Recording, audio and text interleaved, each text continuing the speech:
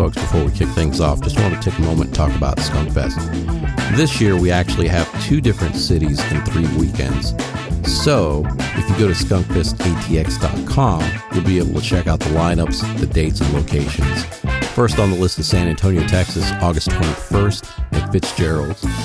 Then, right after that, August 26th and 27th at Come and Take It Live here in Austin, Texas. And then a second weekend here in Austin at Empire Control Room on September 5th. Like I mentioned, if you'd like some more information on the lineup, locations, go to skunkfestatx.com.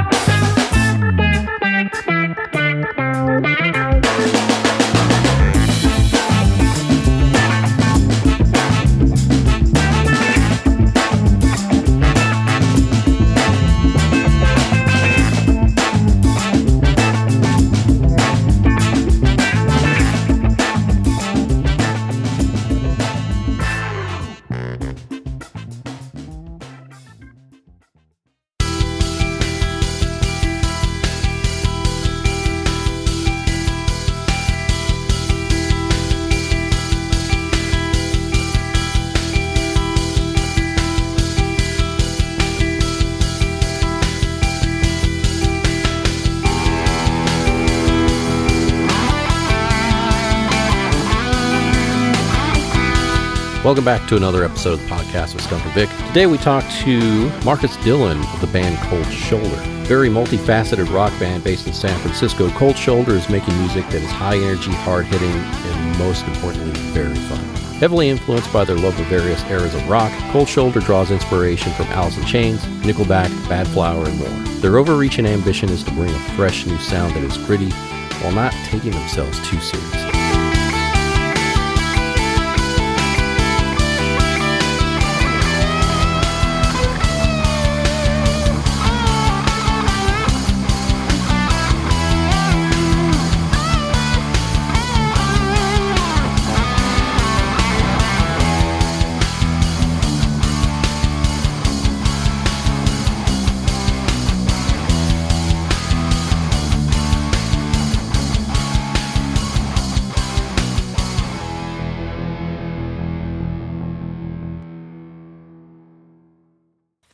Hey everybody, it's Eclectic Soundtrax here, totally professionally, starting over after a little mishap, which we decided was divine intervention since we started out the podcast talking about nipples and nipple chains. But we are here with Marcus, the singer from Bay Area-based band Cold Shoulder, and he's got lovely hair and a lovely mustache, which we'll get into, and no piercings that we know of.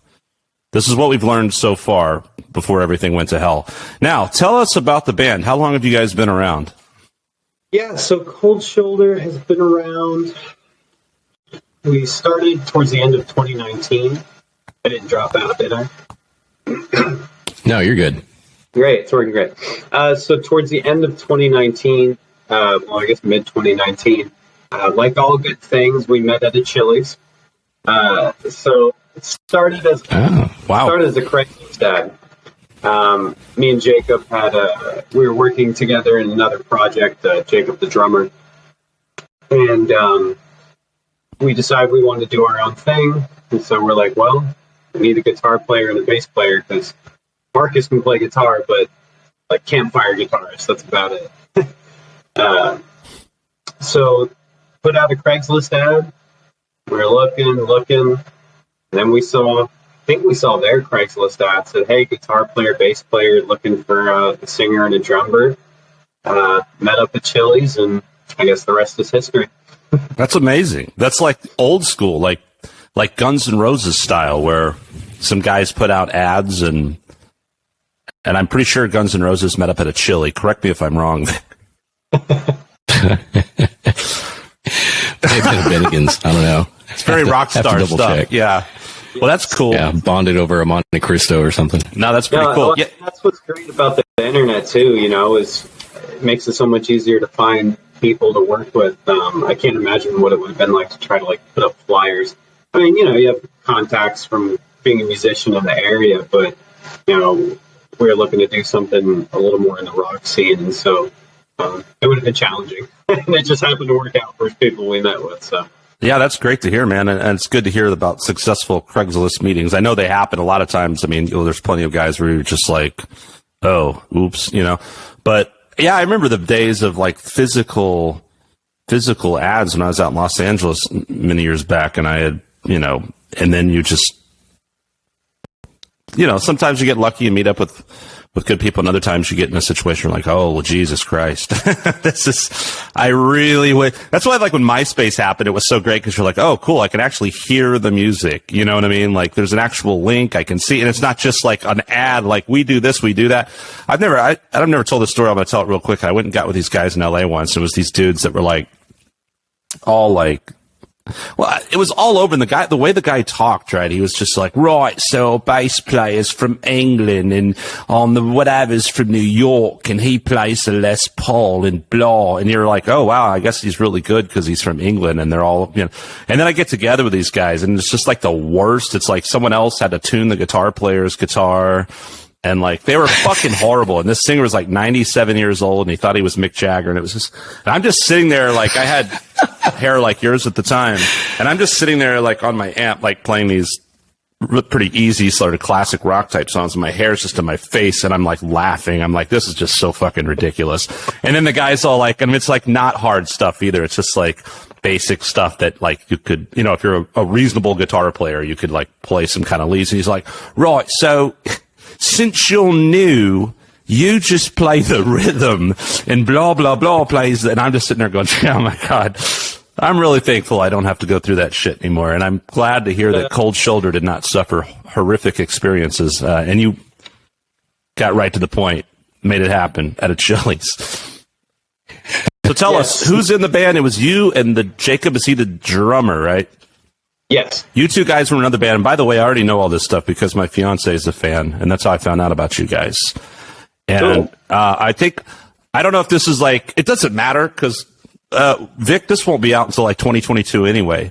We found out that we started a podcast and I way overbooked it, and then we have like now we're behind editing. So anything you say, let's try to pretend that all this is happening 6 months in the future. And I think that the EP came out, dude. It was so huge. So I remember when I heard that EP, and you guys were just this local band, and now you're touring Europe. It's amazing, man. It's so cool to see that happen. And with Metallica too. Yeah, dude. What's the craziest part is that Metallica's opening for you guys. I mean, the amount of success you've achieved in 6 months is staggering. So yeah, you'd be surprised. Yeah. Well, it does in all honesty, like, you guys look like you're killing it, man. And I actually listened through your music today, and it's cool stuff, man. Really cool songs. Sounds great. Where are you recording all in the same place, the same studio? Tell us about the recording process. How are you guys doing it? Yeah, so with the EP, our guitar player had a music store at the time. And so we went in there, recorded some songs. We sent out how to mix. They were fine. We just weren't happy with the direction that the guy who mixed them took. So we decided that the recordings weren't good enough either. So we went back into the studio, recorded all those songs again, recorded some new songs, that same music store studio. And then we hooked them up with our guy who works out of Santa Cruz, and super, super happy with it. Yeah, so it's self-recorded, and then we had someone else do the mixing. All there on the West Coast, the guy that mixes in Santa Cruz. Mm-hmm. Okay. What's He's secret. No one else gets to use him. Right. Okay. I won't ask who it is until after the podcast. So these different songs. Say what? His name will be on the disc. Right. Yeah, we got to wait. See, like creating all this excitement about waiting. You mean that disc that came out 6 months ago that was killer? Yeah. Yeah. Cool. So when you say like you've got an EP now, it looks like you've just put out a couple of singles leading up to that, right? So how many songs are on the EP, and what's the release date that already happened? Let's see. We're releasing in June. I want to see how many songs we put out already. 2 off the EP, I'm thinking, right? So those other songs would be on there. So we put out 5 songs at this point. Oh, okay. And then we have another one coming up soon here. And then there's 8 songs total on there, or 9 songs. So there'll be 3 on there that haven't been heard yet. We like putting out the singles. It's a lot of fun. You know, you get to build up the hype each time. That's the model nowadays. And that's one thing my fiance, like, really dug your music, but she was just like, there's always something happening and you're putting out stuff and you guys are like doing a great job just kind of coming right out the gate. And obviously you've got music. It's there. It sounds good. Thank you. Who do you distribute through? Is, are CD Baby or TuneCore? Who do you use? I always ask that. That's a question for the drummer. He's the one that makes it all happen. Is he the guy on Instagram that's like super on top of everything? Yes. That's the guy I hit up. Okay, yeah, Jacob. Cool. Yeah, so we all run the Instagram page for like the posting and the messages and stuff, but Jacob is definitely the driver of the car. So he's our wizard. Yeah, that guy's really, really impressive. He's a great drummer, and he also he makes stuff happen. And we always say, we're like, if we need something done, well, we don't want to put more on his plate, but I'm the kind of guy who, if something's wrong in my car, I'm like, well, let me get a mechanic. Jacob's the kind of guy who just goes, let me learn how to fix it. Let me go learn everything about engines, and I'll just fix it myself. So, yeah, he's the one to make it. Skunk's got a bumper that fell off his car. He needs fixing. You think Jacob could like a month ago? I'm neither one of you guys. I just say, I guess my car doesn't have a bumper now. Fuck it. You have to do the duct tape repair job. Yeah, I know. I don't know where these guys have the energy. I mean, God bless them. I know several guys like that. You know, John Simpson. I was just putting him in touch with those Ultramind guys today, and I think he might be having some cool things happening in the fall. But anyway, yeah, he was telling me how he just got on YouTube, and this is a guy I know, great musician, but does a studio and all his own stuff there, and then he's like learned to work on his car, brew his beer, Renaissance man. Welding. Yeah, well, yeah, man, shit. Marcus, you still with us? We lost your picture. Yep, I'm still here. I see. Okay. Yeah. Oh, you do see him. Okay, yeah. Cool. That's all that matters.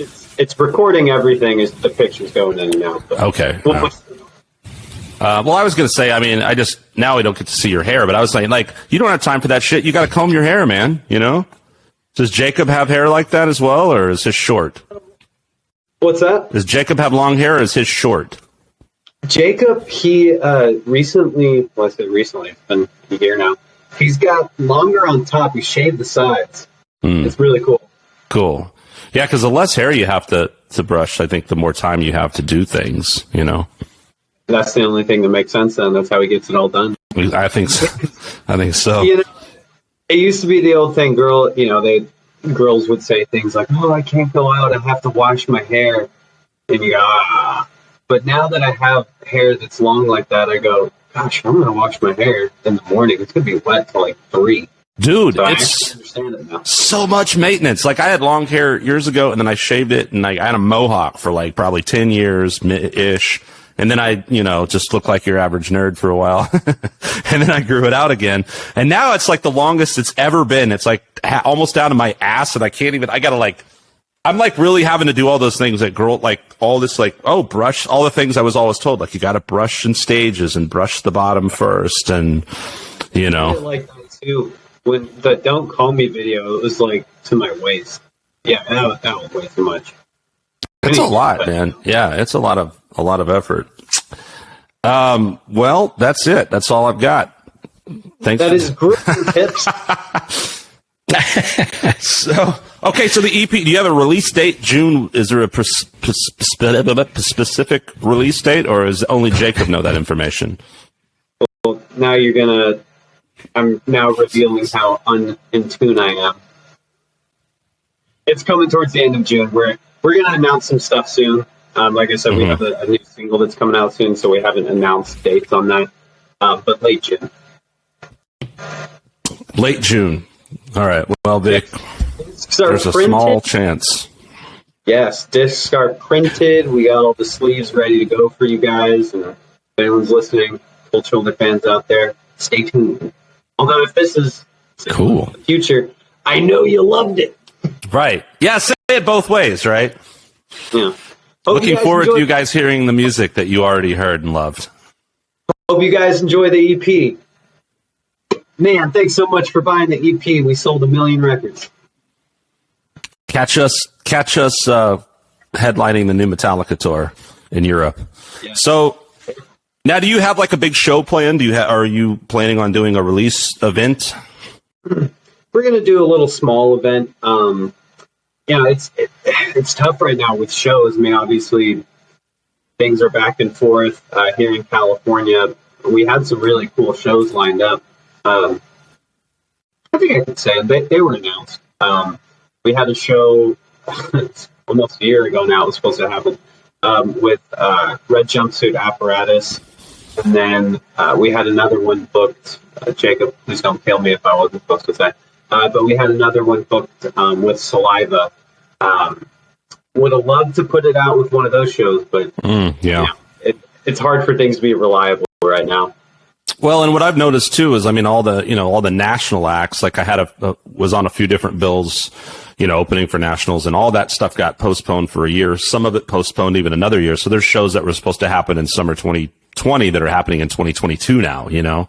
And so a lot of that stuff, especially when you have bands that are touring, you got to reroute a whole big tour. You got to do all these things. So it's definitely, it's going to be a tricky year, I think, in terms of booking and getting things kind of back to the way they were and flowing. Yeah, there's some bands that are doing stuff right now, especially in the South. I saw there's a metal festival that Metallica's on the bill. Limp Bizkit was on the bill. Bunch of big bands are on there. Yeah, I think I did see that. I'm starting to see some things pop up. I can't keep track of what's what. Me and Jacob had tickets to go see Nickelback and Tyler Bryant and the Shakedown. And if anyone hates on Nickelback, let me tell you, they're one of my favorite bands. A lot of people do hate on Nickelback. You know what though, Vic? Yes.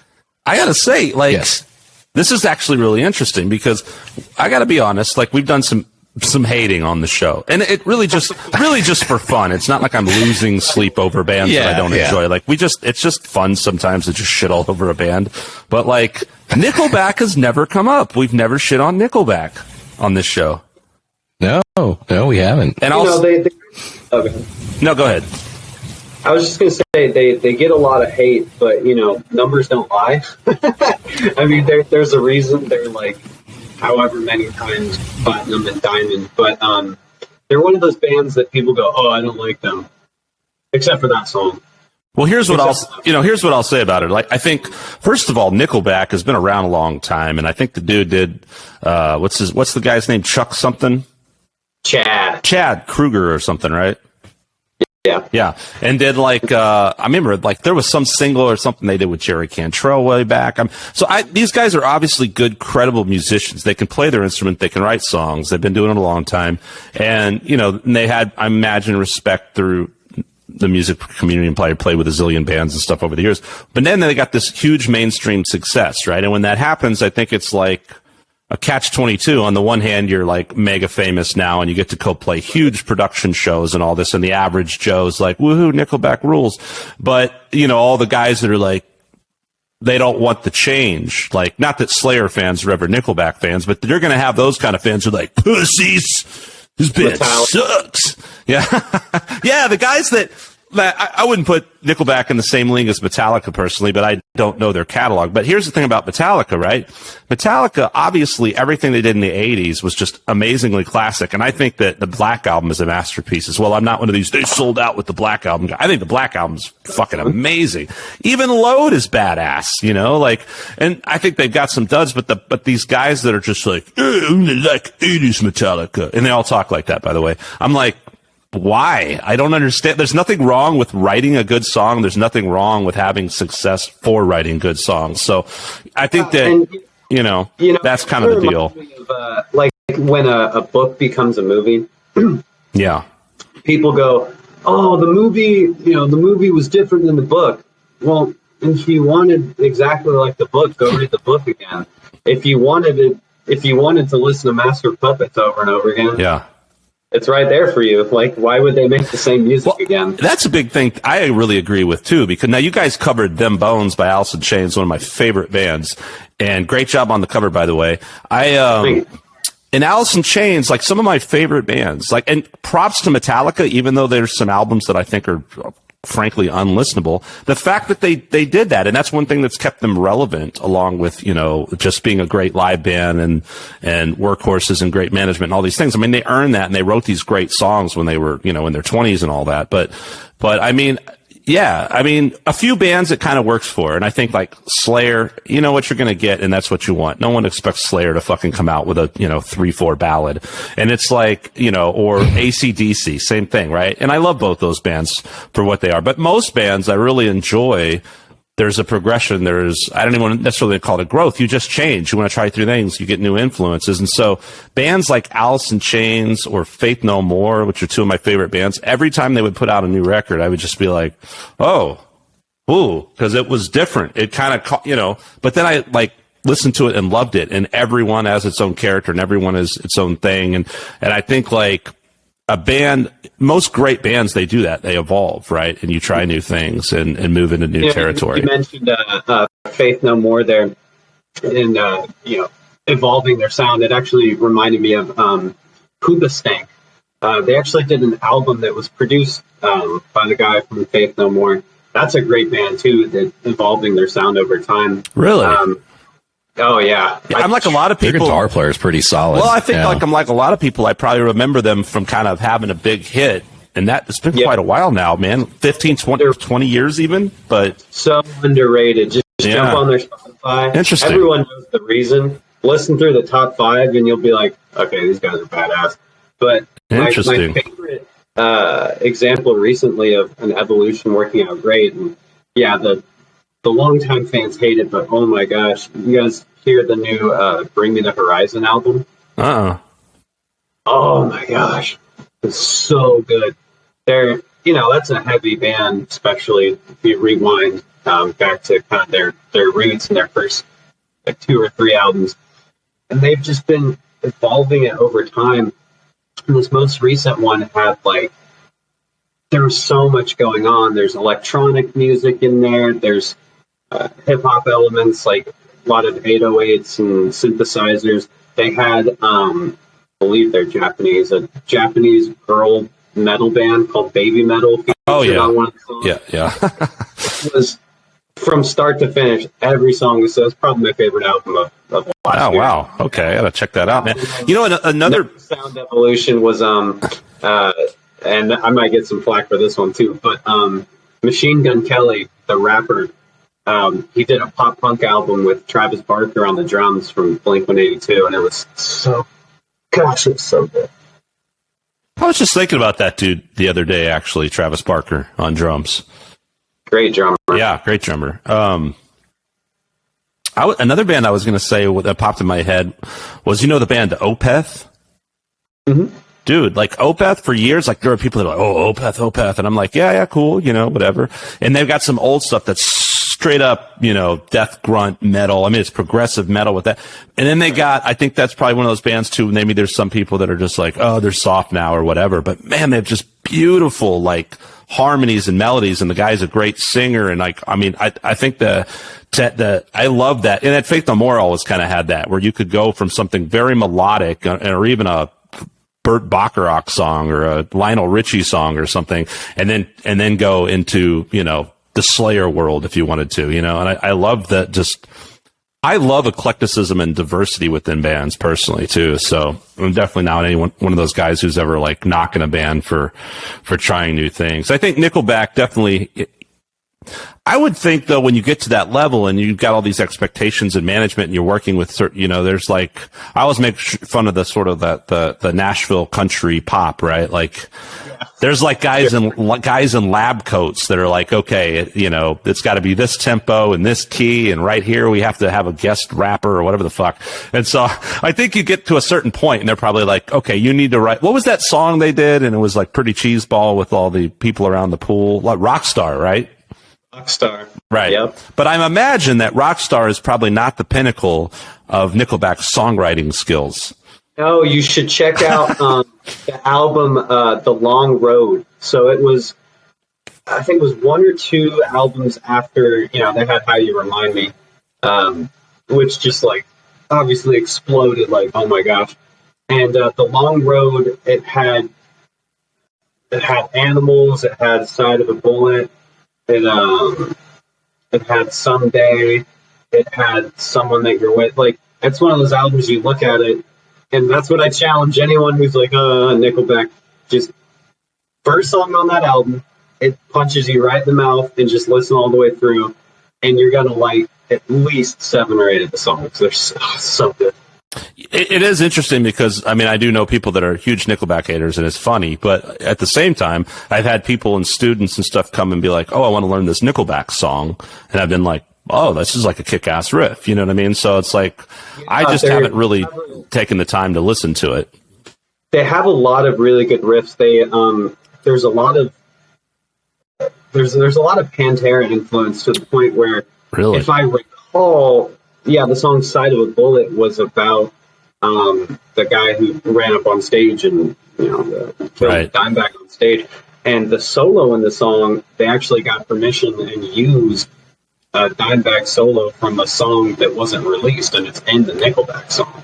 Wow. Who's the guitarist for that band? For Nickelback? Yeah. I don't know his name, but I'll tell you, he's a phenomenal singer, too.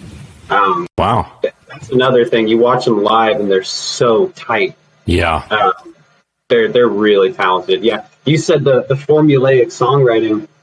I watched an interview with Chad, the singer of Nickelback, because he's the main songwriter. Yeah. And they were like asking him about how'd you write, How You Remind Me, because obviously that was the one that did it for you guys. And he goes, I sat down and said, I'm going to write a perfect pop song.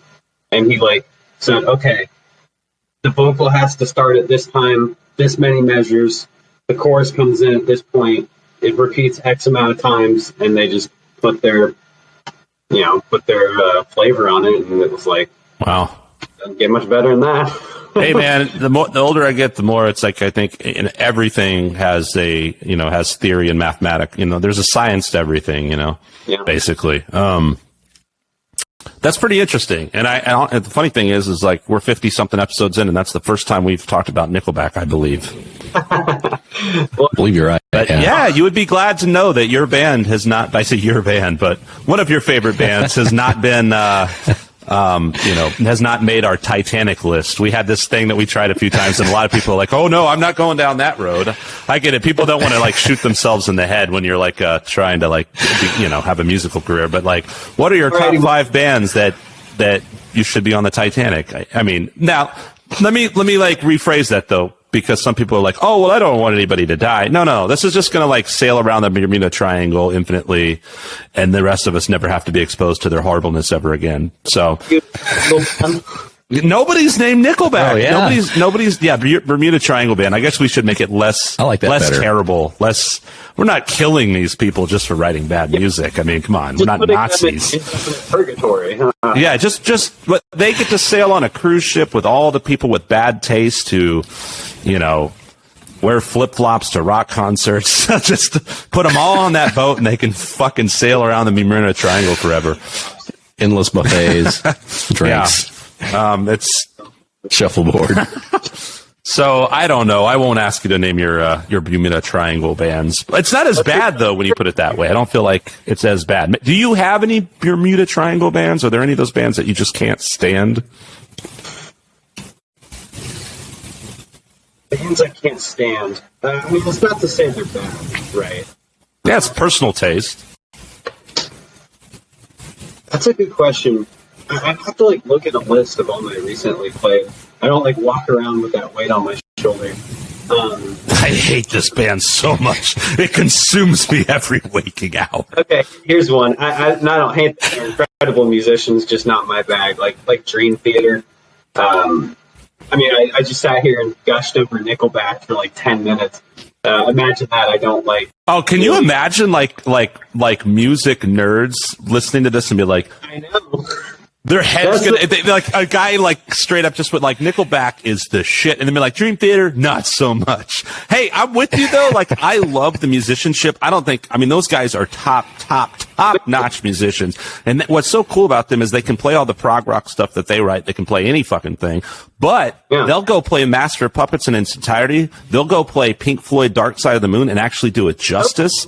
I just personally don't like super resonate with the vocal stylings, although I think there was some old stuff like when Pull Me Under came out. Man, what a great track. But I agree. Oh, that first album. Yeah, there's still a lot of that style is not super my cup of tea, but I have mad respect for the band, you know? And I think I could say the same for, you know, maybe Nickelback. Oof, that seems tough, but I gotta go listen. You gotta be fair. You know, you gotta be fair. Long road, I'm telling you. Well, I think a lot of people, for whatever reason, they can't draw this distinction between that's not for me and I hate this. No, you're right. Because, look, musicality is one thing, right? So it's subjective. It's like, this is a great band. It's just not something I enjoy. But I'm not going to discount that they are great musicians, you know, with great skills who have written, you know, good songs. Like, they are two different things. You can say this is a great song. I just don't like it. Right. You know? I think that's one of the brilliant things you see, especially you see it a lot on YouTube, people doing song covers, frankly, and like bands doing covers. You know, for example, if a hard rock band covers a Taylor Swift song, and then all the comments are like, "Oh, dude, you actually made this a good song. Oh, finally." It's like, dude, it's the same song. Right, yeah. Like, if you wrote out, you know, the chords, whatever, that is the song. It's just played by someone else now. Right. Yeah. The foundation of it's the same. Song. Yeah. Melodies that's a great way to look at it. Yeah, it is. And I think it's awesome when you can see things that way, because I'm that way where I can listen to any style really and just be like, this is awesome. Like there's not that like, oh, I can't like this because I'm a man. I only like metal, you know? And we're from Texas. I mean, you know how ridiculous we are. Texas. But yeah, no, it's catch me headbanging to Kelly Clarkson Since You've Been Gone. That is top 10 songs for me. I love that song. Vic, who's your guilty pop pleasure? Guilty pop pleasure?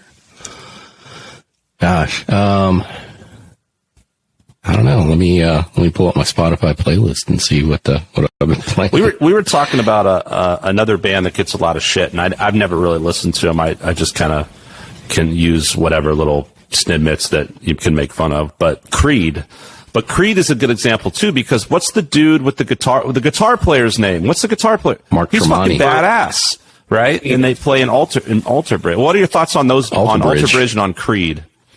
I love both those bands. Creed, they're another. It's like Creed. Listen, man, those first two albums were so good. Admittedly, I haven't listened to much that came out after that. And then Alter Bridge, I mean, yeah, how do you say no? Right. I think a lot of people that hated on Creed didn't realize that it's the same guitar player. Yeah. He's always been a genius, dude. And then, yeah, obviously you put Miles Kennedy in there, like arguably the greatest singer alive right now. It's going to be good. Yeah. Have you seen any of those bands live? I'm assuming you've seen Nickelback. Have you ever seen Miles Kennedy, Alter Bridge, or have you seen him with Slash or anything? I've seen Alter Bridge live. Yeah. That guy's amazing. I mean, obviously all the musicians there, you know, all the instrument players are amazing. Mm-hmm. But Miles Kennedy live, that guy's just unmatched. Yeah, he's fucking awesome. And who was it, Vic? We were talking, or someone had said that he's a Triple T, I think, right? Yeah, that he's a good guitar player too. I didn't even realize that. Yes, yeah, I think it was Travis, right? Tyler Travis started with something. a T. Triple T. Yeah. Anyway, that had come up relatively recently. Yeah. I mean, I guilty pleasures. I don't know if there's anything modern that I listen to. I mean, there's some, that band out of England, Jamiroquai. Oh yeah, Jamiroquai's badass, dude. Yeah, they just got that badass bass line going through it, right? And it's just really cool stuff. but yeah, I mean, now, I really don't listen to any of the top 10 pop or anything like that. I just kind of obscure blue-eyed soul type stuff if I'm not listening to Clutch or anything like that. A couple of weeks I'll go through like, the Spotify top 10 or whatever curated list. It moves fast. Songs don't hang out there for very long. I mean, admittedly, I'm mostly going to the top rock stuff. But it's quick. There's always new stuff in there. And you see trends, but I think now with the internet and just how easy it is to get your music out there, there's something in there for everyone. People say things, oh, new music sucks. And obviously we all have music we love, right? Music we've heard before. But there's also a reality of like, if you want new rock music, you got to go support it. That's the truth right there, man. Yeah, for sure. That's at the same time, bands that means you got to make something worth supporting. Also, very true. You got to be good, and you got to be out there. We like to have fun, right? We're goofy guys, but it's so sad. Like rock music now, not to point fingers, but so much of it, it's like, where did the fun go? You see those clips, or for those who were there, Guns N' Roses, Queen, run around on stage. They're trashing. Not that you want to break stuff, but you trash the dressing room. There's girls everywhere, and you're like, dude, what happened? Where's the fun? Yeah, there's got to be that magical quality about it for sure. Yeah. I'll tell you, I was just looking through my playlist, another guilty pleasure, and this is like really retro, it's like 80s new wave. So like early 80s, mid 80s. What are some specifics on that? Oh, dude, Flock of Seagulls. Oh, yeah. Yeah. I never knew that Iran was written about a UFO abduction. So I didn't know until yeah, it was pretty cool background on that song. Guilty pleasure. Katy Perry. Saw her movie in theaters. Dude, Roar is the shit. She's a good singer. She's great, and I love that song. Like I'm not even a woman, and it empowers me. Happens live. Oh, that's a great song. I don't know what happens with her live. I've never watched any clips or anything, but in the studio, she sings hard. Oh, dude, here's one too, right in that line, right? And they both did the Super Bowl in recent years. Lady Gaga. Lady Gaga is the shit. Bruno Mars, yes, too. He had one of the best Super Bowl performances in recent memory. Was that with the Chili Peppers? Yeah, I think it was. I think the Chili Peppers came out and played on that one. Well, played. Right. Well, yeah. But everybody knows, like, I don't even know if any of those are real. If you haven't seen the Prince Super Bowl performance, I'd highly recommend watching that. I think that's the best Super Bowl performance ever.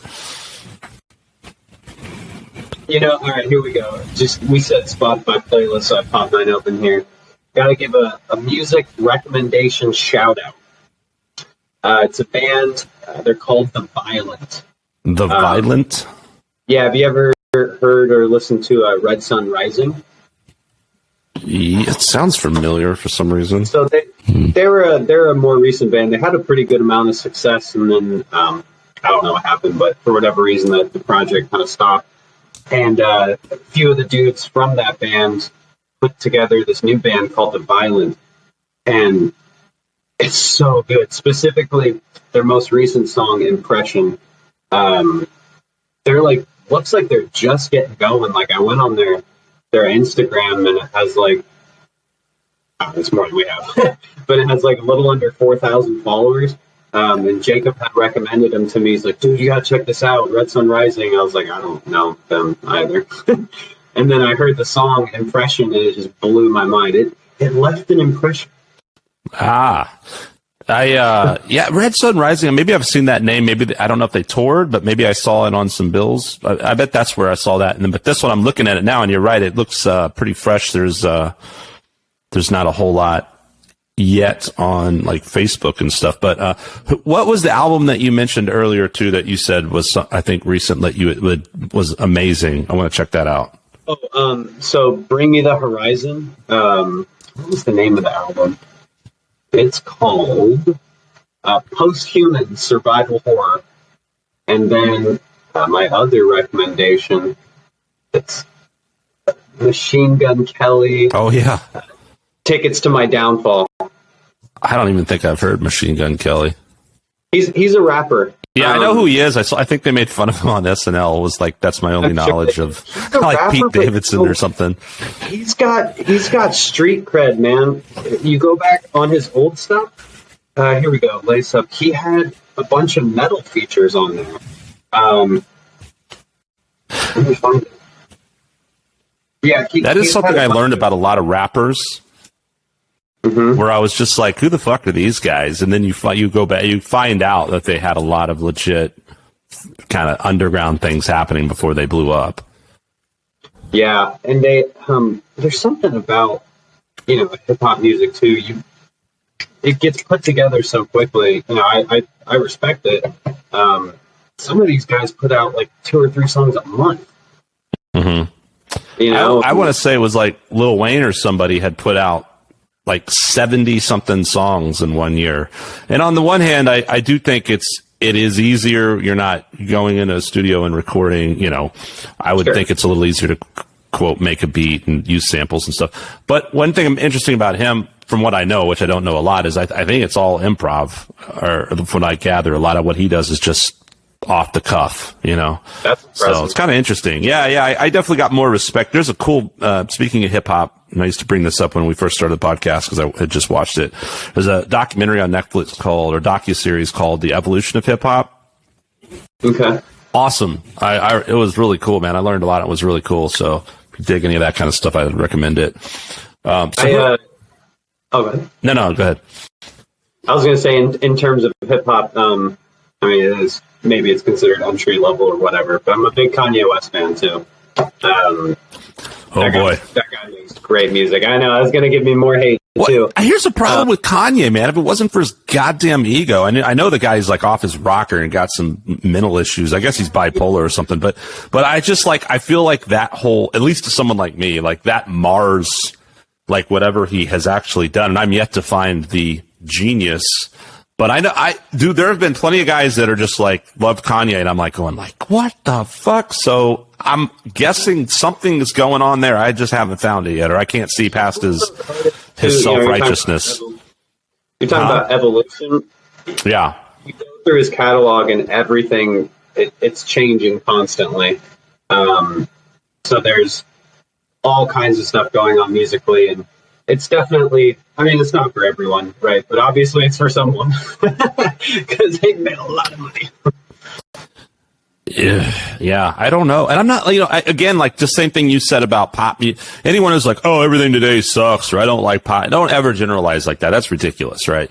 So I never do that within any genre. And I've discovered all kinds of things in multiple genres that I love. I think most people love like old country and even like 80s, 90s. There's plenty of good country. I think there's just a lot of like very commercialized sort of like, cookie cutter, designed very specifically. That's the difference to me. Yes. It's like there are things that are sort of designed and created for the sake of like marketing to a demographic, and that's business, right? And then there's art, right? And ideally you marry those two things, and you actually have, and I think that's, guys like Vic and I and billions of other people, maybe not billions, but certainly a shitload of other people that all came up with this, like, the Alice in Chains and the Soundgarden and all that stuff that happened in the early 90s. When I think like the late 60s, it's just an absolute explosion in music and culture and music driving culture.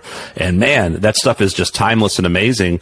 And so I love that eternally. But having said that, I'm not just going to like cling to that and never try listening to anything else, So I think it's like you always have to keep an open mind going into these things. It's interesting talking to you and just hearing some of the stuff you're citing, It's like, because it's like, you're like, oh yeah, I like all the same old, like who doesn't like Metallica and Alice in Chains for the most part, right? I could talk about Soundgarden all day. Or Soundgarden, for that matter. We had one psycho who didn't like Alice in Chains, but I don't know what his problem is, Chris. Right. Well, we had a great time spending half the episode shitting all over Green Day, and then all of a sudden he said he didn't like Alice James and Eric Johnson. We're like, what the hell's wrong with you, dude? Green Day's another one. I get it. I know people love Green Day. I just don't like the fact that the guy suddenly becomes British when he sings. I don't get it. What's up with that? Okay, I'm not the only one to notice that. Right? What the fuck? Dude, you're not British. Stop. It's annoying me. He's from Oakland. What?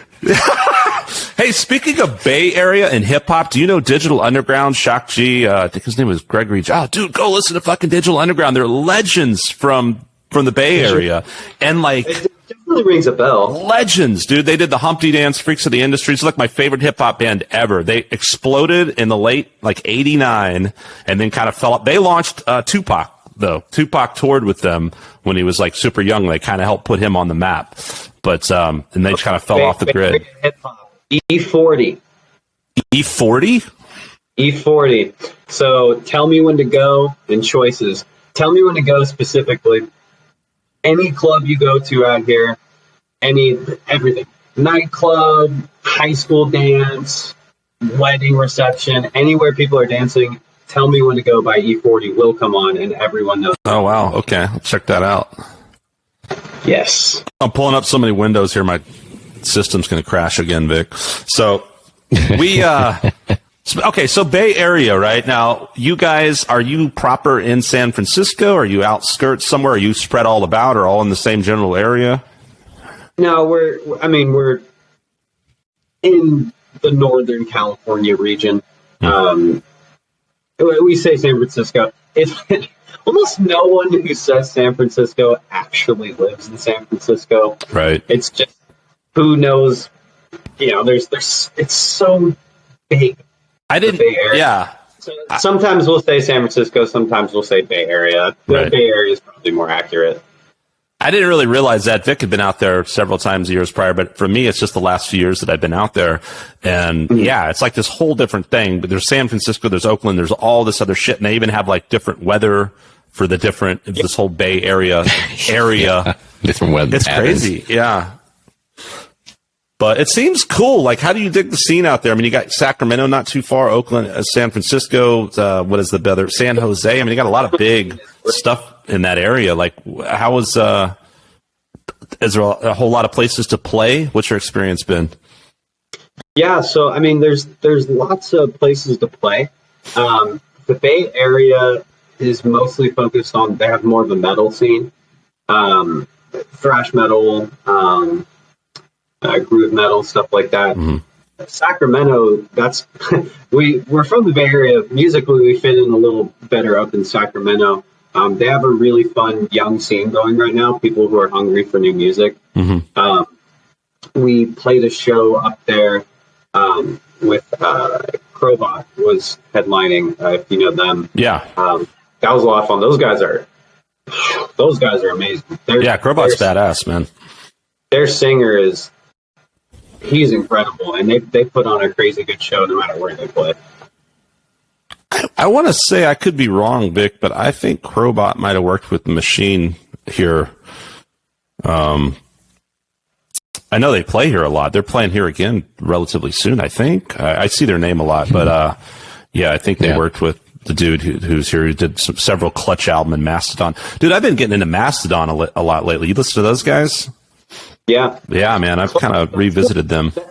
Okay, I'll say one I don't like. I don't get it. Uh-oh, a non-Clutch liker. Oh boy. I'm just going to sit back and watch. They have a ton of success. It's just, I don't know. I think it's the guy's voice. I can't get over it. And maybe I just I've only listened to like 3 or 4 songs. I think that's the thing, dude. You know, to be fair when we're talking about any bands, because one band, well, there's a couple of bands that I just religiously crap on. Smash Mouth being one of them. Body once. I don't get it. Like, I don't get it. Like, what's cool about that band? It's not. It's like they were somehow this like cool party band, but they're the most non-cool guys that I just don't understand it. Skunk, I know every single word to that song. About that, I thought you were about to say I know every single one of those guys, and I was like, oh shit! It finally bit me in the ass. Fuck. But Yeah, so I don't know, whatever, right? But just like I said, different strokes for different folks. And to be fair, I have never listened to anything other than they're walking on the sun and All-Star. So what do I know? I also, on the shitty part is I give these guys more publicity. Like, it's not like 1,000 people are listening to this podcast going, oh, I'm going to go listen to Smash Mouth now. But we tend to do that, right? Our culture is almost based on like the focus on the negatives and then people responding to it. It's kind of a weird thing. And I noticed, I mean, I'm guilty of it like anybody. What's funny is if someone's, shitting on something, you can hear some of the things they say and you might go, oh, that sounds like it's for me. Party music, I like it. Yeah, that sounds fun. I don't like the Alice in the Chains. That's depressing music. I like this Smash Mouth thing. Hey, you're listening to Andrew WK? Yeah, dude, I know the girl that plays guitar with him, man. Yeah, Andrew WK is all about just like super fucking fun, man. Rock. I'd love to play a show with him. He's so high energy. I watched... Still to this day, too, right? Yeah. I mean, he did that Cartoon Network show. The dude's just outrageous. I love it. Yeah. My favorite clip of him, I think it was for Pitchfork. They brought him in and they were doing like a Christmas series. They had all these artists come in and sing Christmas songs. And he came in, he had a piano, and he was singing Silent Night. And I highly recommend you go watch the YouTube clip. It starts with him. He's just really calmly like, Silent Night. And by the end of the song, he's banging on the keyboard and sliding up and down, and he's like screaming and burping. It was just outrageous. Oh, yeah. That sounds great. Like I mentioned not being fun. He's a good exception. Yeah, Mike Patton watched that and was like, damn it, I missed out. That should have been me. How did I not see that? Fun too. Chili Peppers. It's a good performance too. Oh, dude, I saw the Chili Peppers at ACL here a few years back. They were fucking amazing, man. Great. That's another thing about these bands with longevity too. Like, and Chili Peppers is a great example. Like Blood Sugar Sex Magic, great album. Love that album. They did some of the more recent stuff. To be fair, I didn't listen to like every song, but some of the singles and stuff. I was like, it seems a little, for lack of a better word, cookie cut. It's just like kind of bland and dry and boring. What year was Blood, Sex, and Magic? God, that was way back, dude. What was that? 89 or 90 maybe? 80. I think it might have been 90 actually. And Mother's Milk was 89 or 90 or something. Way back. Stadium was like 2000. 2000, yeah. One? Or it was 2000? Okay. No, maybe it was a little later than that, actually. Let me Google that. I'm curious. Because I was actually just listening to Chili Peppers the other night. So went down a... But they're... Oh, wow, that wasn't until 2006. Holy shit. okay. Wow. See that longevity. Yeah, but I mean, dude, I saw those guys... And same with like Metallica, right? Like they've had some duds in terms of albums, like, but they're going to deliver live, right? The Chili Peppers are going to deliver live. Like every time you see a band like that, it's just like, it's always badass, And I think that's a huge thing for a lot of these guys, like that have been around for, we're talking 30, 40 years for some of these bands, So bands I've never gotten to see live, but you say longevity. They're one of my favorite bands, Weezer. They put out their first album in 1994. And they were like... What was that album? I remember when that came out. It was huge. The Blue album. So, yeah, My Name is Jonas, No One Else, Buddy Holly, Say It Ain't So, on their first album. Sweater Song, was that on there too? I think that was on a later one. The next one. Dude, Weezer played... Pinkerton. They played ACL too, but I think they toured before COVID. It was kind of recent they were here. Yeah, they recently put out some new music. It was good. Like that guy's a genius. The songwriter, Rivers Cuomo, the front man. Well, that's the thing I heard about him a long time ago was he's one of those guys that's like a very, skilled, he's an educated musician. He went to school for music, I think, or whatever, and all that kind of stuff. But he's like a really, he can write pop songs. It's not like he's trying to prove anything. Like he's got all the skill set. I'm sure he can play anything and do whatever, but he writes good, catchy pop tunes, Well, that's what's so crazy to think about Weezer in the context of what music, when you think of the 90s, you go, Nirvana, Soundgarden, Alice in Chains, right? I mean, those are the ones that come to mind immediately. Mm-hmm. But to think Weezer was right there in the thick of it, like, they took that garage grunge sound and put it into this perfect pop structure, and it's like they got there so quickly. Yeah, yeah. What year did Nevermind come out? 91? 90 or 91? Yeah. And so... Yeah, because you're right. Weezer was right on the heels of that. Yeah. And so And you're right, because you forget about those bands. There's so many of the bands that were happening at that time. It's nuts. Yeah, so Nirvana put out their second album, In Utero, in 93. So, I mean, Weezer had to have been working on those songs at least in 92, so they had... No, I think that came out in... Yeah, I think that came out in 92. Oh, In Utero? No, the Weezer album. Oh, really? That early? Yeah, so I mean, those guys are brilliant. Hash Pipe, great song. Oh, yeah, formed in 92, so maybe they released that in 93. 93, yeah, there's so many bands. Like, here's another guy that a lot of people and a lot of guitar players and like rocker guys don't like is like John Mayer, right? But John Mayer is a great guitar player. He's been doing it for a long time. Yeah, and I mean, I'm not really like, it's not my cup of tea to listen to Your Body's a Wonderland. But the guy can fucking rip, dude. Like, I agree. You know? It's not for me, so not the target demographic there. Right. Right. I mean, I do think you should listen back to like what we were talking about, just being fair and listening to more of a catalog. Because it's really, if you're going to judge a band, it's fun to just be like, this band sucks and everyone, whatever. But like, listen to their catalog. Like, I'm pretty sure that if I listen to Smash Mouth, I'm going to be like, yeah, it's all crap. But I know Nickelback are good musicians. I know they've got sick riffs. I'm sure there's going to be guitar solos and shit where I'm like, wow. I know that, who else were we talking about? I'd have to like listen to Creed. The singer's not my favorite, but I mean like Alter Bridge. Who are some other guys you mentioned? I feel like a lot of this stuff I would listen to and be like, okay, you know. Weezer's a good example of a band you're like, they can kind of catch you off guard, right? You have to listen to more than one song, you know? But I think you should do the same with Clutch, man. I recommend going and listening to the Blast Tyrant album. Okay. Blast. Oh yeah, any of Machine's produced albums. But that's right. If I had to pick one, that was my introduction to Clutch, dude, and just the first track, the way they introduced that record. And it just keeps rolling, dude. It's a sick album. Good front to back album. Chappelle, The Red. I don't know Chappelle, man. Chevelle, yeah. Not Chappelle, Chevelle, yeah. Dave Chappelle's got an album? Chappelle? Oh, dude, go check him out. I mean, you know what? They had that one hit. I mean, I know who they are, but it was on the radio. Yeah, what was it? I can't remember the name of the song. It was on the radio all the time.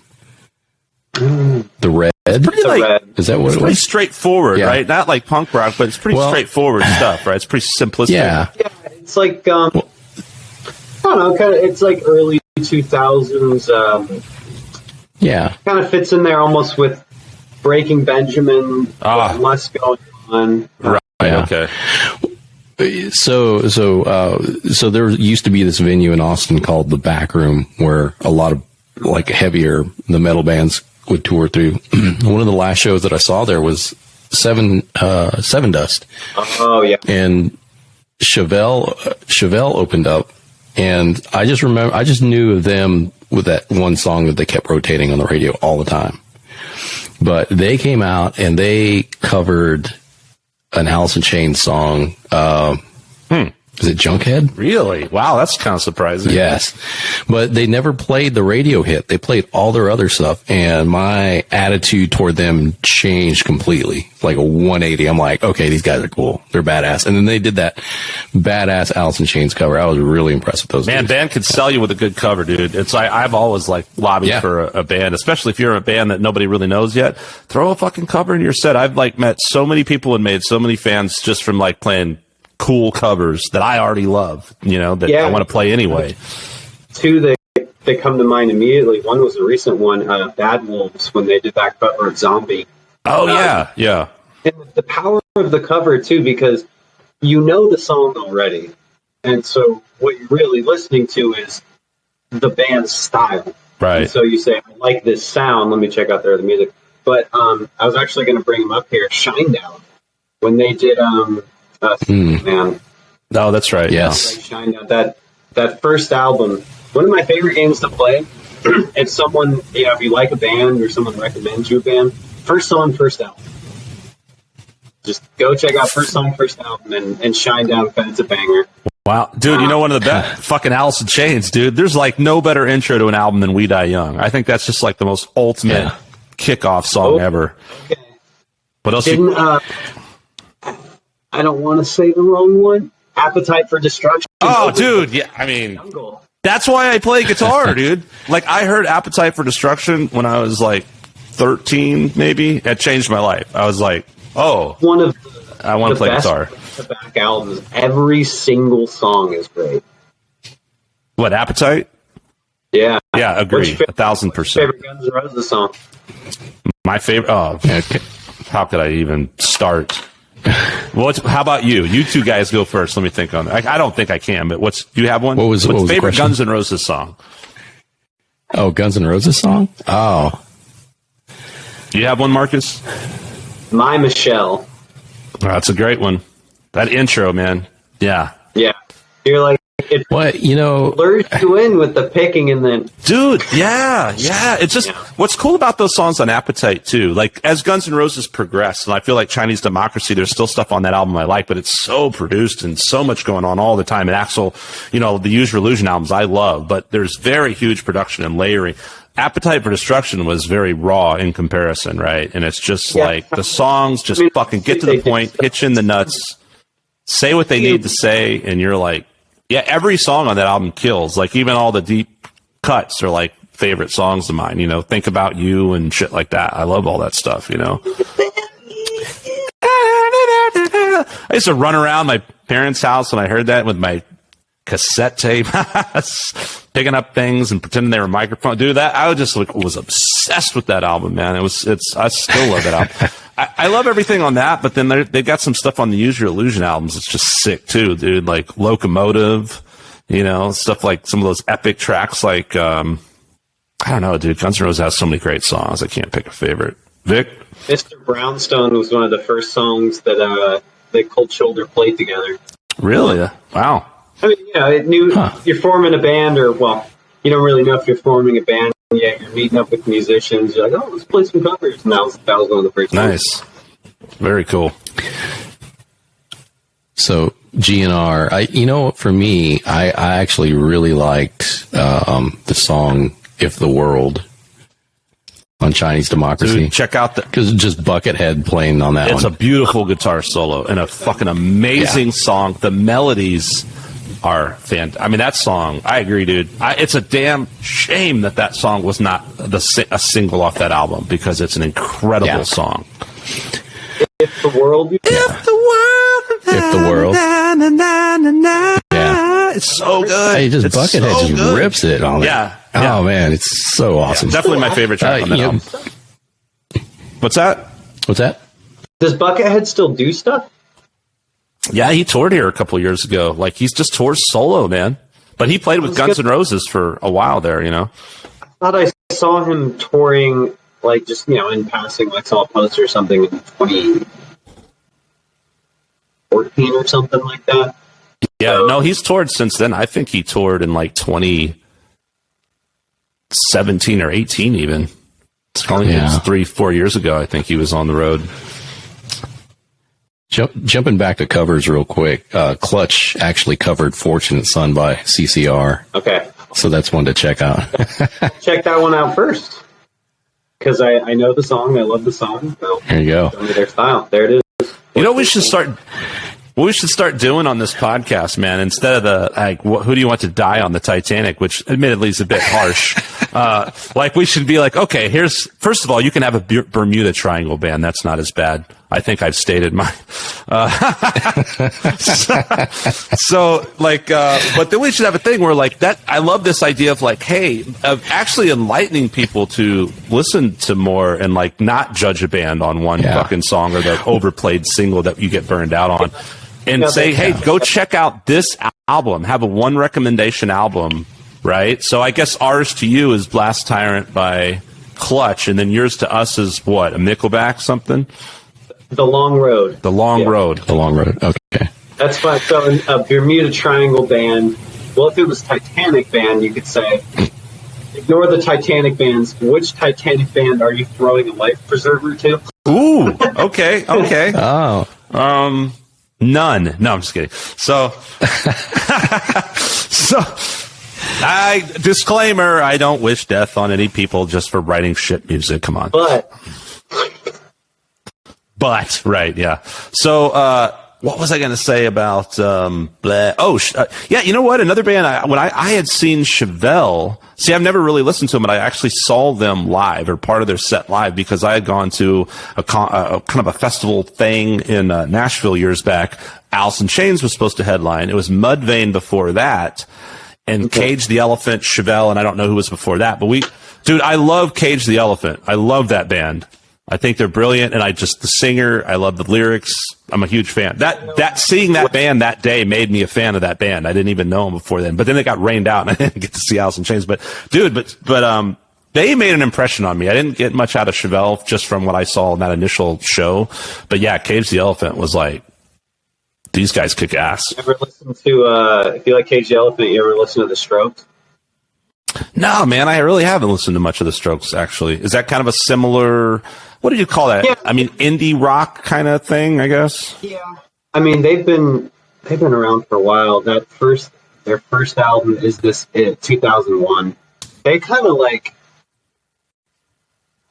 them and probably Neutral Milk Hotel were, I mean, maybe I'll show how entry level I am, but two of the like really big ones that put the whole like indie rock scene. Mm-hmm. Like, there was a moment there where it was huge. I mean, it still is, but well, the Strokes definitely come to mind as like one of the face of that type of stuff, right? I mean, they're pretty big in terms of bands you think of under that moniker, I guess. Speaking of which, man, how would you describe your band? I mean, rock and roll. Would you have a specific? It's a good question. We talk about this a lot. We're like, because some people you want to like comp band, right? I mean, you never want to say like we sound like X, right? But we were discussing like if someone you could say like, oh, this is for people who are fans of X, Y, and Z. I mean, we're a rock band. We all have our different influences, right? There's obviously a 90s grunge influence there. You mentioned Seven Dust. Jacob takes a lot of his drum stuff from Seven Dust and Breaking Benjamin specifically. Some of our new stuff that forecasting beyond the EP now, we're exploring some different territories, taking more, let's say, putting more modern rock sounds in there too. So, yeah, I mean, if someone said, like, gun to your head, what are you? I'm like, we're a rock band. Yeah, yeah.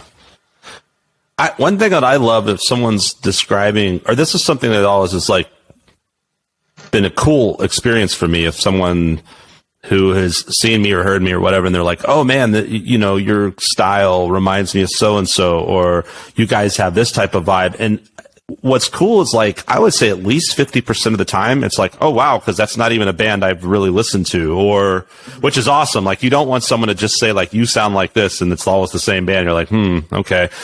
So, I mean, I know what my influences are, and I know they're going to bleed through heavily in the music, but it's always interesting to me when I get these examples and I'm like, oh, okay, that's cool, because it's either someone that maybe influenced bands that I'm influenced by, or it's some other band that I know and listen, but I'm not like listening to a lot. And I'm like, oh wow, okay, that's kind of cool. So I love when you kind of get almost like when you let other people just kind of take that in and go. I think it's great when it's just not like you sound just like this, Yeah, rather than saying we sound like Yeah, like, who do you think we sound like? I know. I hate that when it's like, if you go to like CD Baby and you're submitting, it's like, what bands does this sound most like? Because they want to be like, market it that way. But I'm like, I mean, so you just kind of go, well, what is this? If it's a single, it's like, what is this kind of?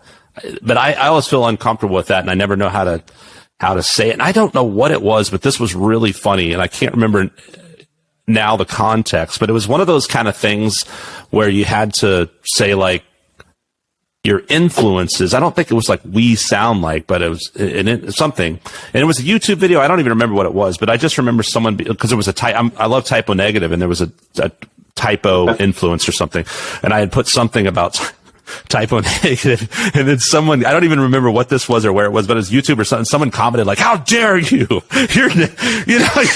You're nowhere near a type. You're a disgrace. And Typo Negative's the best band ever, and you're shit," or something. And my brother was just like, "Thanks so much." Dude, we're not saying we're fucking Typo Negative. We're just saying like this. We're influenced by that band, in this particular context. Fan bases that are very protective and very defensive. Dude, you have no idea. I'm gonna go. Okay. So, if you got an example, go for it. Go. Protective fan. I love the band, so I won't say anything bad about them. But just got me thinking. You're talking about influences.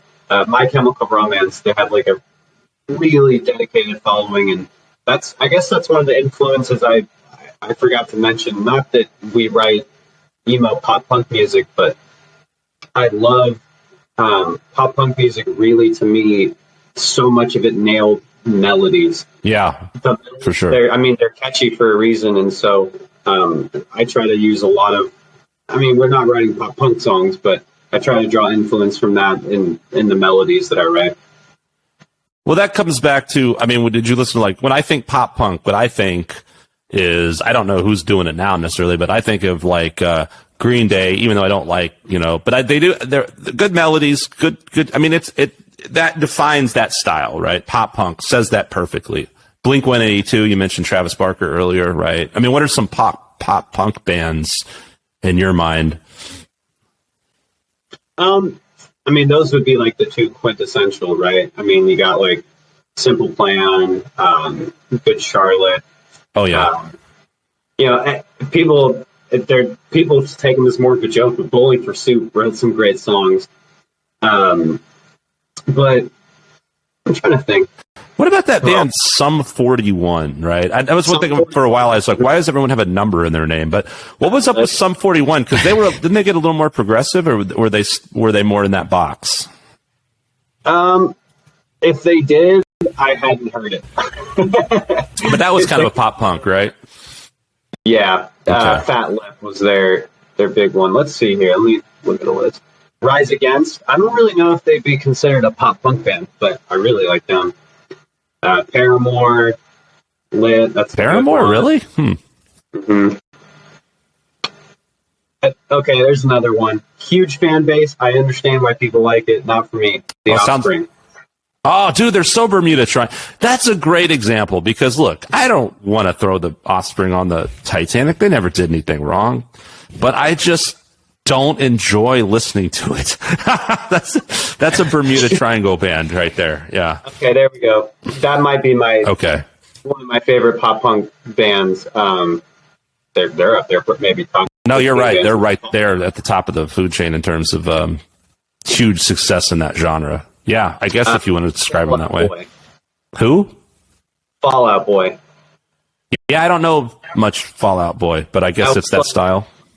Early to mid 2000s is when they came off, and it was like pop punk with a sprinkling of like emo with lyrical themes, but really big production. Like the songs, they're pop songs, they're pop rock songs, but they hit really, really hard. Guy's got a really good voice. Recommended if you've never. They're big. They're like a huge band. Their new stuff sounds nothing like their old stuff, and I'm sure the kids today love their new stuff, but their old stuff, oh man, now I'm one of those guys. What are the welcome to Old Grumpy Men on Eclectic Soundtrax? So what? You're like, oh, I hate when people do that. Everything was better in my day. Yeah. Usually, it's whatever you heard first is your favorite one? Dude, and that's what I was saying. Like, there's nothing wrong with, like, I love all that stuff. But, you know, you also go back, and I think all of us, I feel like it's a responsibility of everybody, not only in music, but in everything, whether it be, and that's basic education, right? With art, architecture, in any subject, like, you've got to go back and, like, find out where things come from and respect that. Like, even if you don't have to go listen to all the old blues masters, but that wouldn't hurt if you did, and you've at least got to respect the contribution they did and what that meant and how that led to, you know, these other things that led to these other things. And it's all this, you know, so I think, like, you're always going back, and that's why kids now are still discovering Metallica or Alice in Chains or the Beatles and et cetera, et cetera. And so it's kind of like it needs to work both ways. You always need to be like, well, I'm willing to be receptive to what's new, and things always change, and I need to, like, at least check it out and just decide, you know, based on what I'm hearing, and not just assume everything is shit because it wasn't what happened when I was 14, you know? And then we're, like you said, we're all going to love what we heard first. We're all going to love that, you know, and then, but let it grow out both ways and kind of have an open mind, unless it's Smash Mouth. Talking about going back, two of my favorite bands that influenced a lot of the music I like today, and that I wish I could draw more inspiration from, especially melodically and with harmonies. The Who and the Beach Boys. The Beach Boys are incredible. Beach Boys, Pet Sounds, and then Brian Wilson from the Beach Boys, his album Smile. So freaking good. And the Who, obviously, I mean, you just look at their whole catalog and you're like, oh, everything's fantastic. Yeah, the Who's interesting because the Who is not. I personally know some Who haters. I know Kiss haters.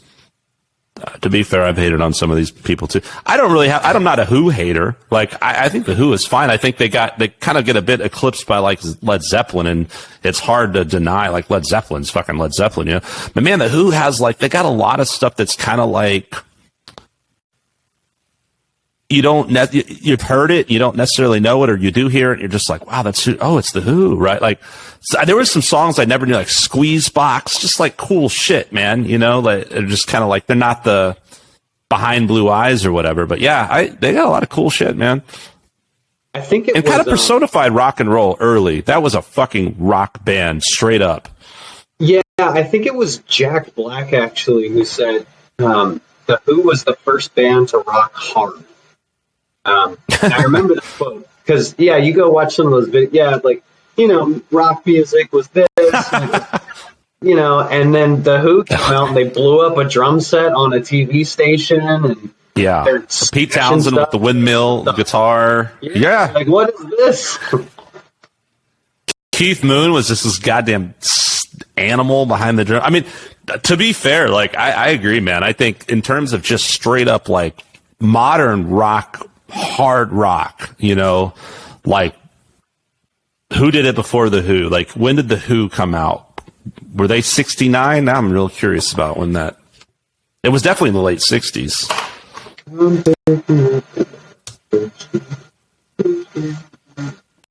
60. My generation was 65. Jesus Christ. Wow. That was earlier than I thought. Yeah. So, I mean, these guys. 64 to 83, then back. Yeah, like these guys in Hendrix, man, they were like the fucking first, like, full blown, I mean, just absolute rock stars, you know? Because, you had Elvis and stuff, and you had the guys. I mean, I guess Little Richard, you know, you had guys like that were kind of showmen. What's his name? The dude that married his 13-year-old cousin, that guy. Jerry Lee Lewis? Yeah, I feel like I know somebody who's. No, never mind. It's tangent. With the Who, though, it was like, for lack of a better term, it was one of the first ones to come out with balls. Right. Well, and electric guitars, man. You know, just fucking electric guitars. Because I would think, like, I would say AC/DC, but they did it before AC/DC, right? I mean, AC/DC was maybe 70, and even Aerosmith. I can't believe Aerosmith goes back that far, but. AC/DC. But yeah, man, you're right. Mid 60s, dude. AC/DC was, I'm thinking, early 70s. They've been around a long time. 76. So yeah, the Who beat them by a little bit. Yeah, dude. I mean, the Who was a decade before, and then you had who else did I just say? What was You said Little Richard. You said Elvis. No, thinking of like the hard rock. Well, Sabbath, shit, but that was 70. You know, kind of the birth of metal, I suppose. Formerly Earth. I mean, they were even around in '69. But yeah, you're right, man. The Who was killing it. Kind of like with Cream. Like Cream was more mid-ish, maybe 67, 60, maybe a little before that, 66. The Yardbirds before that. That was Zeppelin, right? Yardbirds? Well, the Yardbirds were crazy because they had three different guitar players. One was Clapton, one was Beck, and one was Page. So, I mean, it was just nuts. Like these three icons, like massive icons, all started with the Yardbirds. Yeah. Yeah, one would just get replaced with the next. And, I mean, they just were, all, everybody knows what those guys are. That's the band you want to be in, apparently. You join them, then you leave. Right, yeah, join the Yardbirds, do one record, and then go be famous. You said it was Clapton, Page, and Jeff Beck was the other one. Yeah, dude, exactly. The other guys in the band are like, "What's going on?" But the other guy, can you imagine the other guys in the band? Because who else knows anybody in the Yardbirds? I don't, right? Yeah. So, but for the rest of their lives, they're all like, I played with Eric Clapton, Jeff Beck, and Jimmy Page. Who are you again? They're like, they deliver your pizza, and they're just like, I played with Eric Clapton and Jeff Beck and Jimmy Page. That'll be $14.99. Yeah, and they're like, yeah. Well, and if someone were to say that, you'd be like, oh, cool. You were like a backing musician, like in one of their big orchestra performances. You're like, no. They came from my band. Right, yeah. No, I hired them, and then they did an album and left and became famous. Here's your pizza. The Yardbirds do not deserve that. Like, they are not Smash Mouth. How dare I? No, but it is pretty crazy, like, just to think of, honest, where that came from. I couldn't name a Yardbird song. I don't think anybody can. I don't even think the guitar players that were in that band can, because they went on and did, like, a million other hit songs. You talk about remembering songs. I saw this great clip of it was Metallica, because your band that long, they have so many songs, and their songs all have so many riffs. Right. And it was James in the studio, and they're like writing, and he's like, "Oh, check this out." And he came up with a little link, and they're like, "Dude, you used that already." Dude. It's funny you say that, because I think their latest album was pretty cool. I really kind of dug that. But when they came out after the Saint Anger Atrocity, and maybe you like that, some people like that album, I tried. Hey, heard it remixed? I mean, remixed, it might be cool. But I only recall the one song. Saint Anger was a cool song. Whew, yeah, it's so sonically rough, that it's almost unlistenable. Maybe, I guess that was their intent. I don't know. But it's rough. Whenever, what was it, Death Magnetic came out, that's not bad, right? There's a lot of, they got a lot of flack for the kind of very harsh mastering and stuff on that record. But beside all that, I felt like the songs, on that album, a lot of it to me is what you just said. I felt like it was and here's a bridge from, and Justice for All, and here's a riff from Master. It felt like it was kind of a lot of old Metallica that sort of being pasted together to try to get back to that. It just didn't have the flow, I thought, of some of their older stuff. Yeah, I want to go back and listen to that album. I really liked, I'm looking at the track list here, Cyanide. Cyanide's badass. There's some great riffs and some great moments on that album, for sure. Yeah, Cyanide's definitely one of them. I always thought what was what was the single, or that was kind of one? It started out slow and then had that big long outro. The Day That Never Comes. Which was really cool. But then I just thought the whole big outro of that song fell really flat compared to stuff like One, right? Did you guys think that? Yeah. Yeah. It seemed kind of forced. That's a good way to describe it. It just came out flat. Just in general. It just almost felt like it was trying too hard, I think, to try to do old Metallica. There were some old school elements. Yeah, old school elements, but it felt a little forced. Do you like Load? Do you know that album? Yeah, let me look at the... Dude, Bleeding Me, that song is sick, dude. Yeah, Until It Sleeps. Yeah, dude. There's King Nothing. Yeah, that's a great album. Mama Said, that's a good one. Oh, I love that song. Yeah. King Nothing is just Enter Sandman, and I'm totally okay with it. Even longer intro, right? They're like, let's take Enter Sandman and put it on bass and just make it like a 2-minute intro. Honestly, do. You might confuse the two songs. Like, yeah, the intro is longer, but like structurally, the riff sounds similar, and I'm totally okay with it. Dude, you know what? Somewhere on YouTube, there's a mashup of that, guaranteed. I'm sure there is. But I think Bleeding Me, and then is Outlaw Torn? That's the last track on that, right? That's a killer song too. Yeah. Yeah, I really cool Beat My record. Bitch. I love that song. And then on Reload, Beat My Bitch. I love Tool,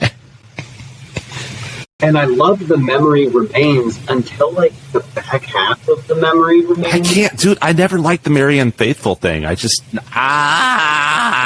couldn't deal with it, man. I don't get I it. didn't get it. Yeah. And the rest of the song is so cool. But the memory remains. Dude, the fucking latest thing they did, the S&M 2 or whatever, like they play that song and it's actually badass because the whole crowd is singing that melody and it's really cool. But like on the track, you're just like, oh, stop. Maybe like, they should have just done gang vocals the whole time. Yeah, I don't. I mean, it's Marianne Faithful, I get it, but still, you know. I'm probably in the unpopular crowd, but I never really liked those S&M albums. Yeah. The S&M 2 is pretty cool, dude. I watched it on PBS or something. PBS. Yeah, Metallica on PBS. You know, society's progressed when they're. It's hilarious watching the PBS guys like, thank you so much for joining us, and we'd love to get some donations for this heavy metal performance by Metallica and the San Francisco Symphony. I mean, some of the pieces fit, but a lot of it was just out of place for me. Like on some of the heavier riffs and songs, it's like. Are you talking the second one or the first one? Really? Both. I think the second one might be orchestrated a little better because I agree. Like, there's so much going on. Sometimes you're like, it's just like, is it necessary? Do you necessarily have to have a 40-piece orchestra playing every second of these already epic songs? It's a lot. Yeah. Hey, what are your thoughts on Megadeth, man? You dig that band? I like Megadeth. Let me look it up. I have a favorite album. I mean, everyone likes Peace Cells, right? Peace Cells, Countdown, Rust in Peace. Oh, man, Megadeth's a weird topic right now, actually, now that I think about it. Oh, yeah. Dude, Tornado of Souls is the best. This song is amazing. We should talk about songs and albums that didn't get any radio play that are actually kick ass that should have been singles. But it's funny because like some of those songs, like Tornado of Souls being a great example, everybody who's a Megadeth fan knows that song. Like that is the song. You know what I mean? Yeah. Yeah. I love his voice. Oh, it's so I great. really do. I think do his too, voice- man. And I think Mustaine is actually not. Granted, when you hear an old album or something, and like I remember being young and hearing Rust in Peace for the first time, and I was getting into Metallica, and I was kind of finding myself in what I liked, and like certain bands like Guns N' Roses, like Skid Row was a band I absolutely loved, still love Skid Row. Slave to the Grind is one of my favorite albums.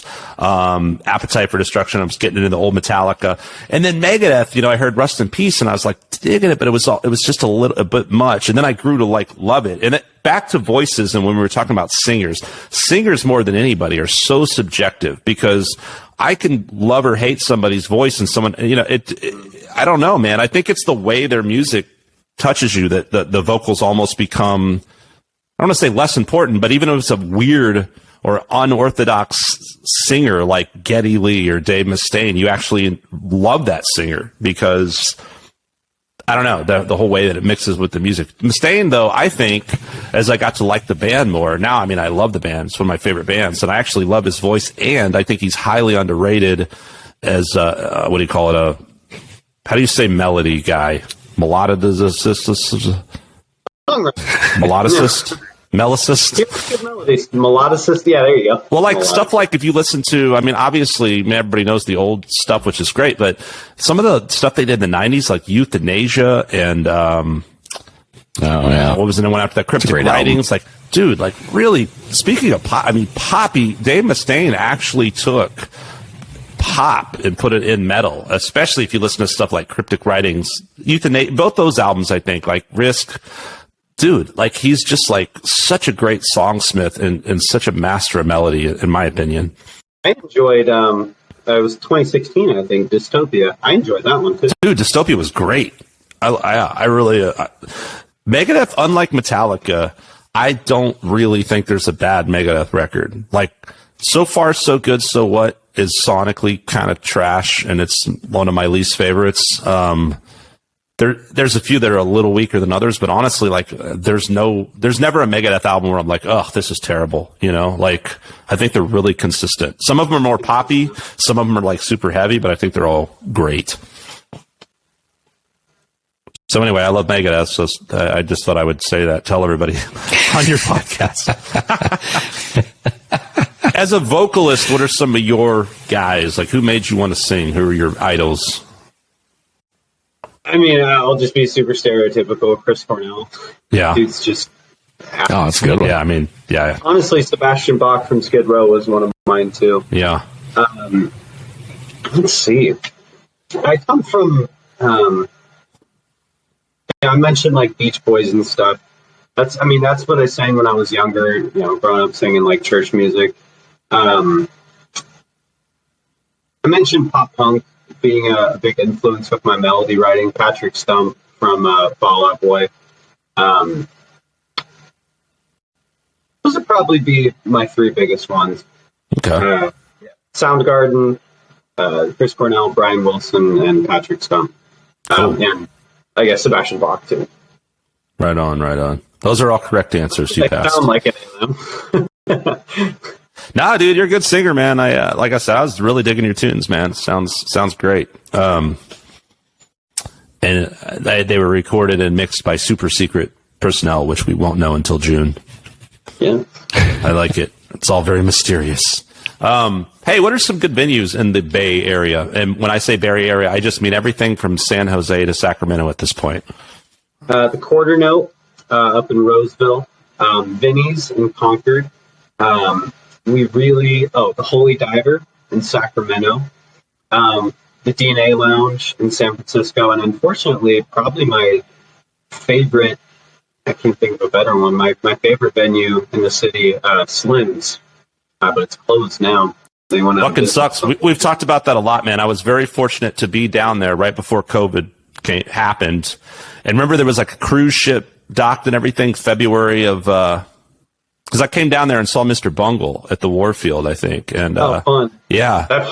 The Warfield's good too. Yeah, dude. Thinking of places I could actually. No, I hear you.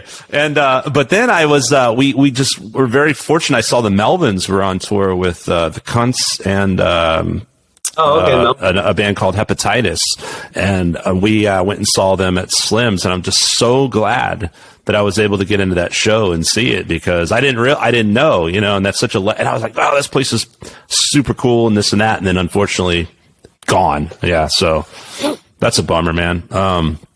My favorite venues out there, Flint, Michigan, the Machine Shop. What? Oh, in Flint, Michigan. It's called the Machine Shop. Okay. Legendary venue. That's one of those ones everyone stops by. It's not the biggest place in the world, but huge bands always play there. Huh. 'Cause it's super fun. Yeah, I'm looking at it right now. They got Sponge coming up. Clutch is playing there. They're playing there in September. Those clowns. Oh, wow. Fozzy. Yeah. I like Fozzy too. They're fun. Oh, dude, Fozzy. I haven't heard that name in a while. Yeah, what's going on with those guys? They're on the road? Apparently? Yeah, it looks like they're playing there and towards the end of the year. They put out music recently, didn't they? I haven't really been following. I remember hearing the name a few years ago. Yes. Who? Fozzy, Chris Jericho's band. Oh, yeah.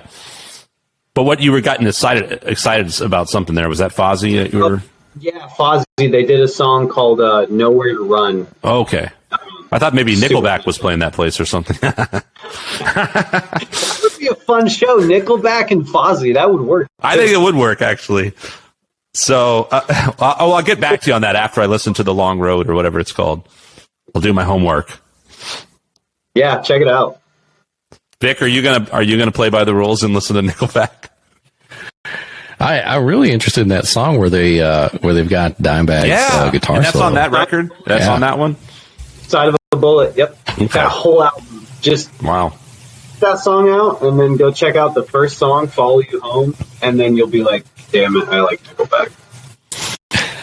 I want to check that out. I want to check out because I remember Who Was Stank from back in the day, and they had right. What a I think it was on that same album. Was it The Reason? Right, but they actually the opening song on that album was pretty kick ass. Same direction. Yeah. If I'm right or wrong. Yeah, it's a good song. What was the I really like the guitar. What work was on the that melody for the big hit they had? I remember one particular song. Big person. And then the chorus was I found a reason for. Oh yeah.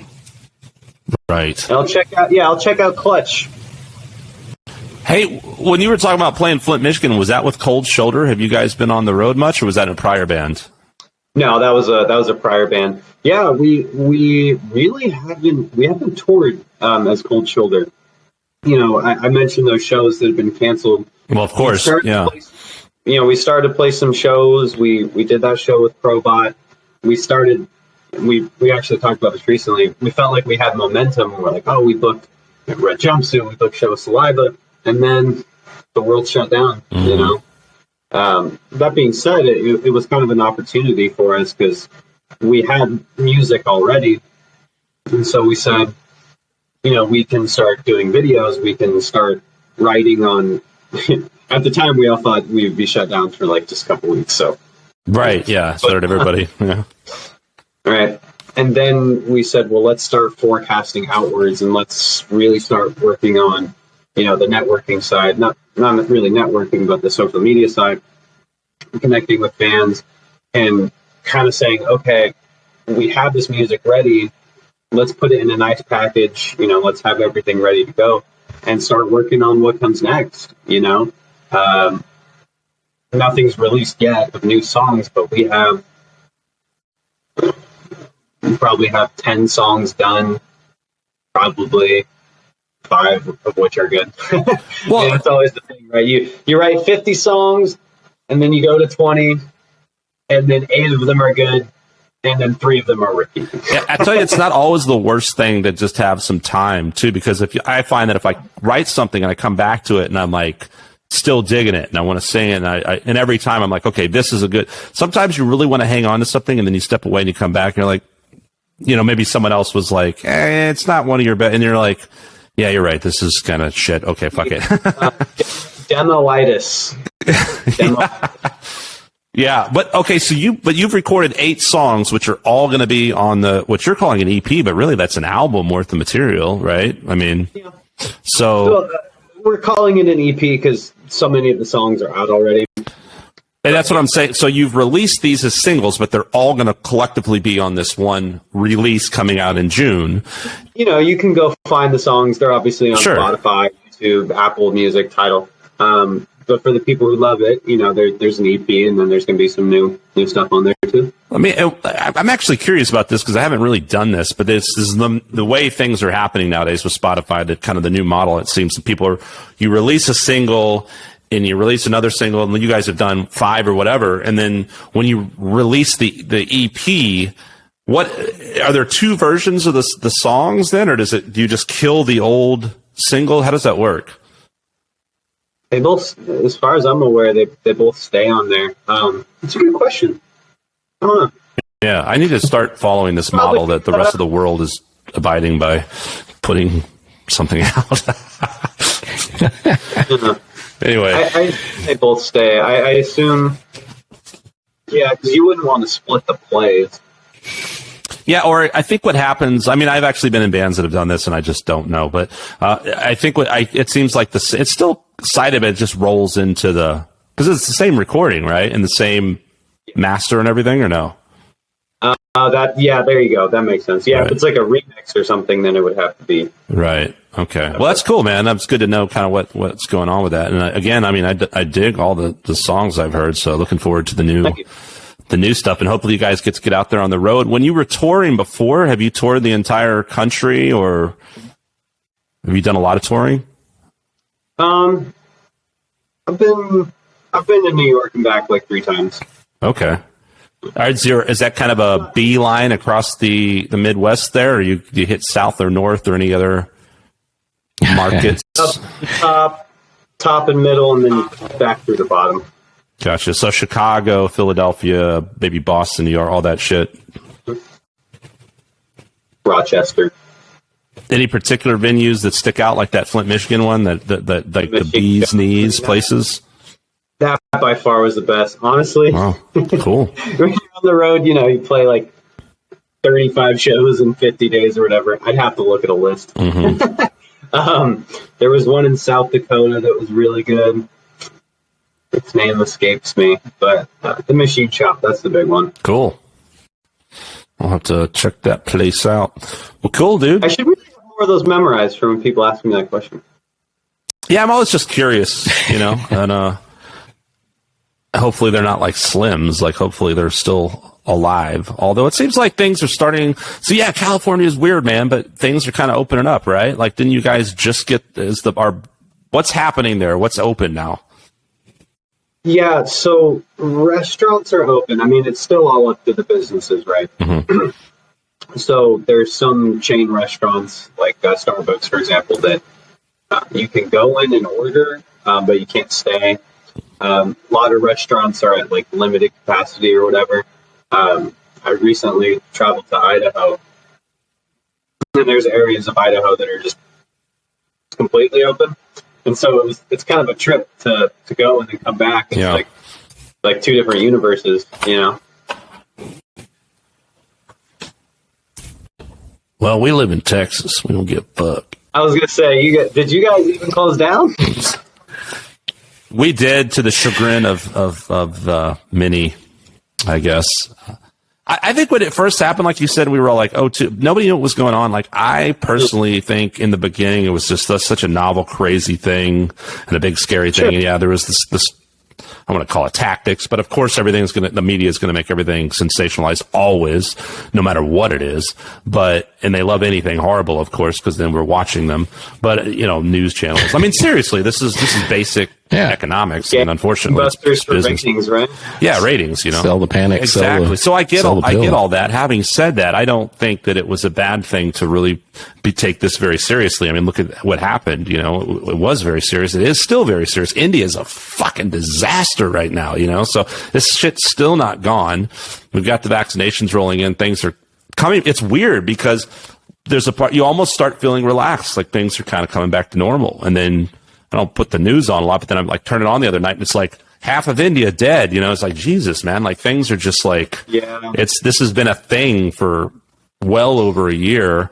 And so I think we didn't know shutting down. Having said that, when you got to solve problems, which is what people have been doing. And it's good to see things kind of getting back to normal and opening up, because it's pretty crazy what we just went through. From a musical perspective, it's kind of exciting because, I described art like we feel like we're sitting and waiting, we're working on things behind the scenes. Mm-hmm. There's been a lot of good music put out over the last year,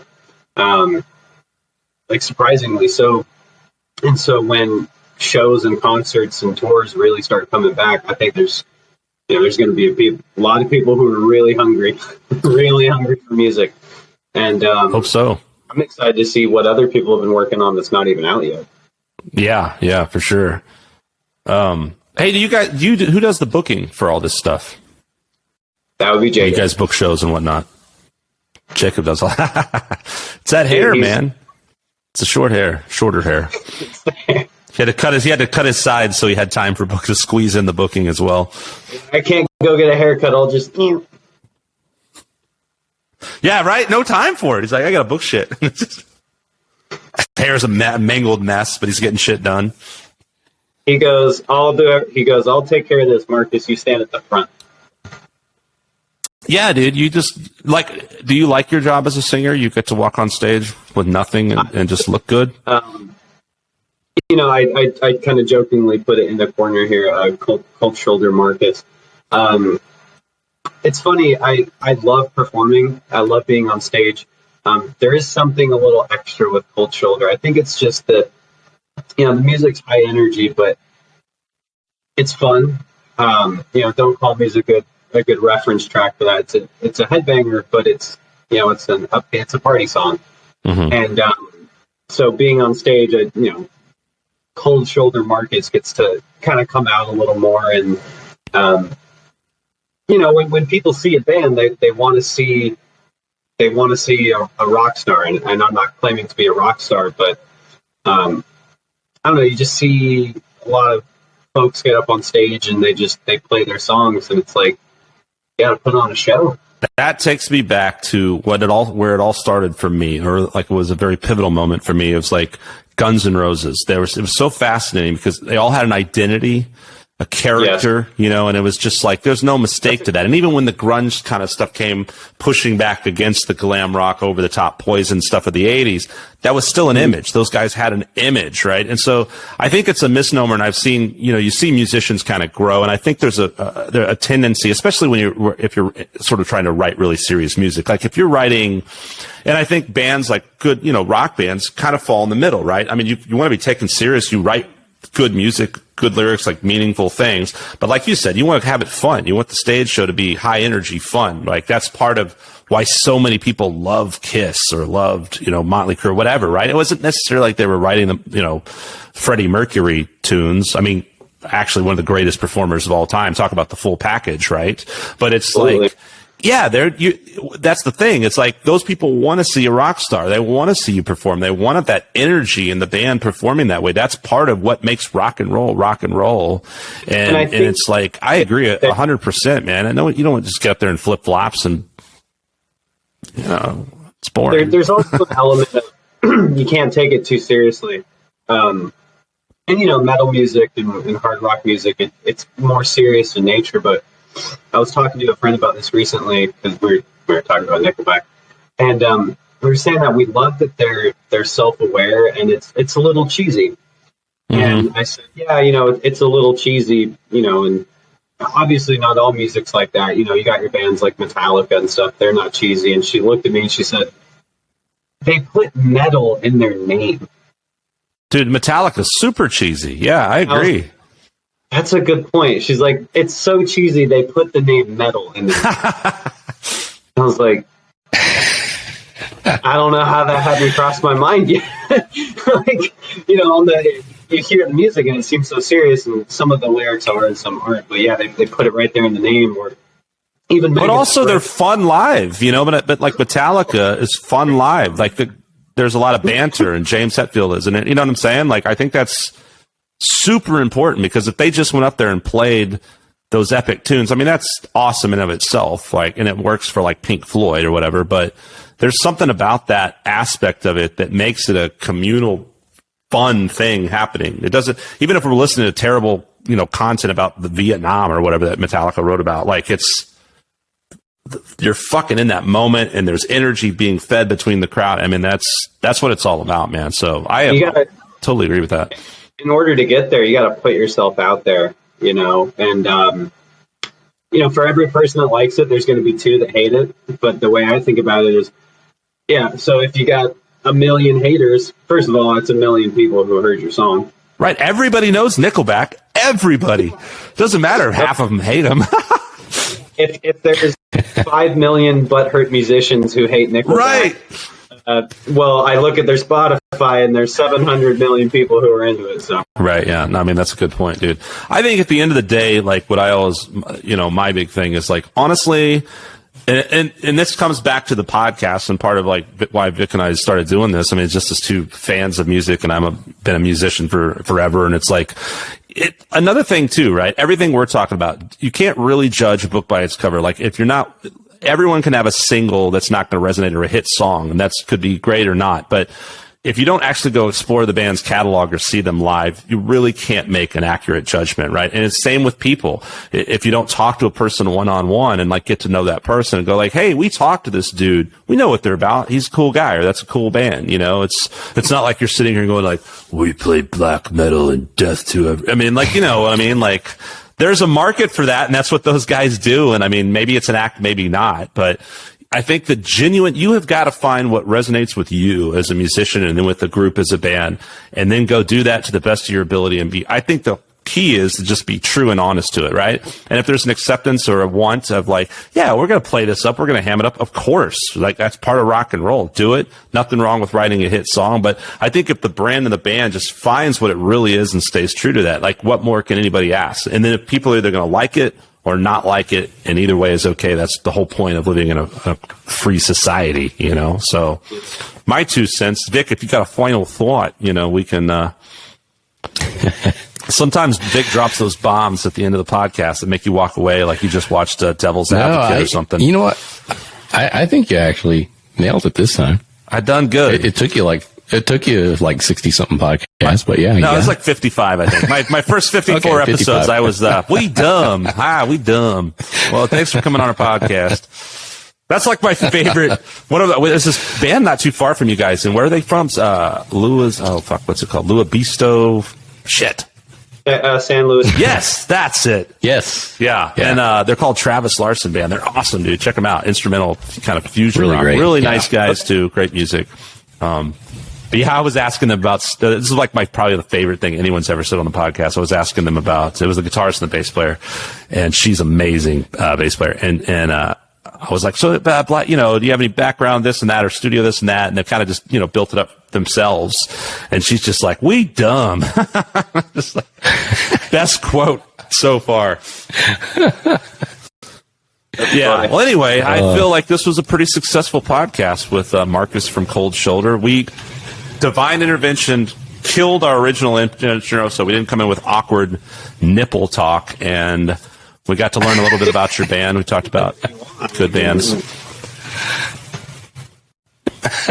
I think it's like you speak for yourself. What? God, you said it was all so good, and I couldn't sign off, and now it got weird. Well, Vic, thanks for having me on. Dude, pleasure, man. Thanks for doing it. And continued success to you guys. And hey, if you're ever booking and coming through Texas, let me know, man. Yes. And I'll see you guys up there at some point too, for sure. I hope to catch you in the Bay Area. And we should be on the road. Well, I don't see your picture right now. When we get the go ahead, we should be going soon. So. Cool. Yeah. Let us know, man. Great to meet you, dude. And that is Marcus from Cold Shoulder, everybody. Their album is either coming out very, very soon or is already out sometime in June. Go fucking... Depending on when you listen to this podcast. Go buy the shit. All right. Until next time, this is Skunk Manhattan Victor Ramos. Later.